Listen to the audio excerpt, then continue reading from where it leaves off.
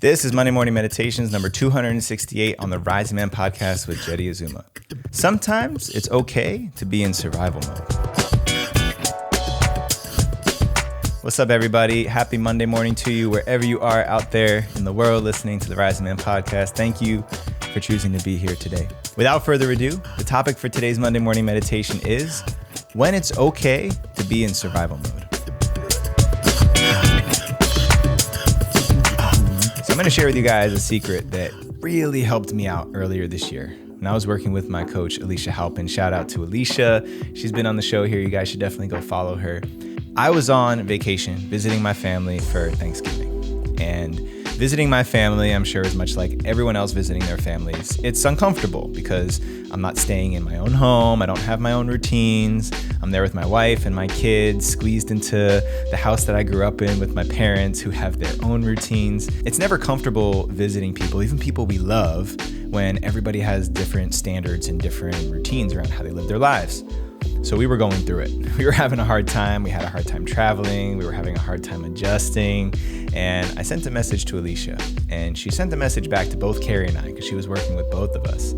And she said, hey, what if you just declared that you're in survival mode right now? In the same way that we flipped airplane mode onto our phone, she said, what if you guys both collectively just say, hey, we're in a breakdown, we're in survival mode. All of the usual routines and rituals and ways we go about our day are not available right now. We're in survival mode. We're here for 5 more days. What are the most critical things that we need to do so that we can get through these next 5 days? And it was a breakthrough moment for us because we said, okay, wow, that clears a whole bunch of expectations off the table, right? All the things that we normally anticipate or expect about how we need to operate on a day-to-day basis to feel good, we could let that go because we weren't home. We didn't have the same access to resources. We didn't have our own beds and our own freedom to conduct our lives the way we usually would because we were staying with my folks. So once we switched into survival mode, it was really simple. We both said, okay, well, what are the minimum requirements we have in order to get through these next few days and still feel good about it? For me, I said, all I need to do is I need to get to the gym before everybody wakes up every single day until we leave. That's all I want to do. It was really simple, and Carrie could support me with that. And I woke up at 5 a.m., got to the gym, got home by 7 before everyone was awake every single day for the rest of the trip. And once I did that, I felt like, okay, I already took care of myself for the day, and it's only 7 in the morning. I'm available for whatever else is going to come up. Any twists, turns, inconveniences, discomforts, I'm available for it. And the same was true for Carrie. She needed some groceries, so we took a trip to Whole Foods right away. Got all of the foods that she needed to feel good in her body, and she needed to get a certain amount of hours of rest, so I agreed that I would come home and watch the kids when they woke up in the morning so that she can get enough rest.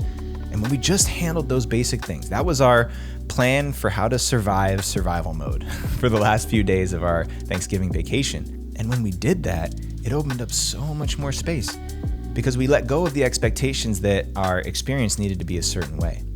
We reconciled with the fact that, hey, we're not going to be able to create the perfect, pristine circumstances that we would normally like for ourselves. But what can we do? What are the variables that we can control so that we can get through these next few days? And also, the second key was having a time limit on it. All we got to do is be like this for the next 5 days. Can we do that for the next 5 days? And we both agreed that we could. 5 days is not a very long time. And because I was able to get to the gym, Carrie was able to get the groceries and the food that she wanted to feel good in her body, we were able to get through it. And it ended up being so much more than simply surviving. In fact, those first few days, as challenging as they were, once we started implementing survival mode and taking care of those minimum requirements to feel good, we had an excellent trip. We were able to relax and enjoy more of the time we had with my family members and to create some of these other experiences that were really memorable for us and for the kids. And it was all because we accepted that, hey, we're going to be in a different mode for this period of time. And that's okay. And our minimum requirements to survive this time are 1, 2, and 3. And once we did those things, our whole experience changed. So the reason I wanted to share this story with you guys and to give you this tool and frankly, the permission to say, sometimes you're just, in your life, you're just gonna have to go into survival mode. And the idea is that we don't go into survival mode for weeks or months at a time.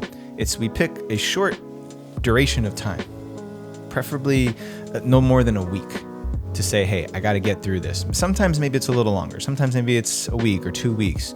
Anything longer than that, you got to take another look at that and say, why do I need to be in survival mode for such a long period of time? But in those moments where you cannot control all the conditions of your environment, when you can't set up the morning rituals and the foods and the smoothies and all of the drinks and things that you like to do to feel good, then what do you need at a minimum level for this period of time in order to feel as best as you can? And give yourself that grace to say, hey, it's not going to be perfect right now, and that's okay. I can make it through this. I can get through these next 4, 5, 6, 7 days with these minimum requirements, and then know that once I return back to my familiar space, my familiar circumstances, then I'll be okay. The same is true if you go on a business trip or if you go camping with a friend for a few days.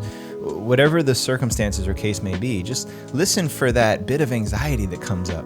That part in you that's like, oh, the conditions aren't perfect. I'm not able to do my workouts in the morning. I'm not able to blend my coffee because my in-laws are sleeping.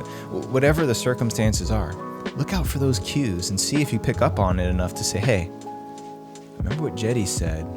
Maybe I just need to declare that I'm in survival mode right now. And what are the baseline requirements I have in order to get through this period of time? Tuck this one in your back pocket. Maybe you're in it right now. Maybe you just arrived on a trip and you're recognizing that, whoa, this is not going to be conducive to my typical routines. I got to declare survival mode and outline exactly what that looks like for me.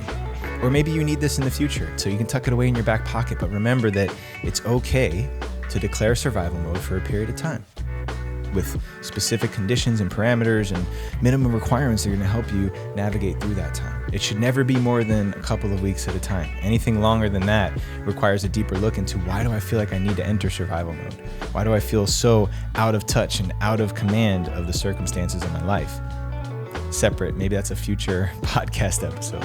But in the meantime, keep survival mode in the back pocket, because I found that it could eliminate a lot of stress, anxiety, and worry, and actually open up to a much more relaxed and graceful experience. So I hope that this one is useful to you. If you need it right now, use it.